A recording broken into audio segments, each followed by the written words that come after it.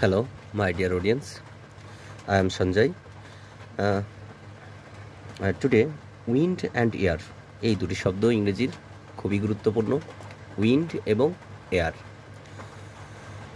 Wind শব্দের অর্থ বাতাস, এয়ার শব্দের অর্থ বাতাস, কিন্তু কোথায় কোনটি ব্যবহার করা হবে এটা নিয়ে ব্যাপক সমস্যায় পড়তে হয়। তো প্রথমত, উইন্ড অর্থ বায়ুর প্রবাহ বা পবন, যা বায়ুর গতি নির্দেশ করে। Strongly wind blows away dry leaves, শুকনো পাতাগুলো প্রবল ঝড়ে বা প্রবল বাতাসে উড়ে গেল। শুকনো পাতাগুলো প্রবল বাতাসে উড়ে গেল। স্ট্রং মানে প্রবল বা শক্তিশালী বাতাস। অন্যদিকে এয়ার শব্দের অর্থ বায়ু, যা আমরা নিঃশ্বাস নেওয়ার সময় গ্রহণ করে থাকি।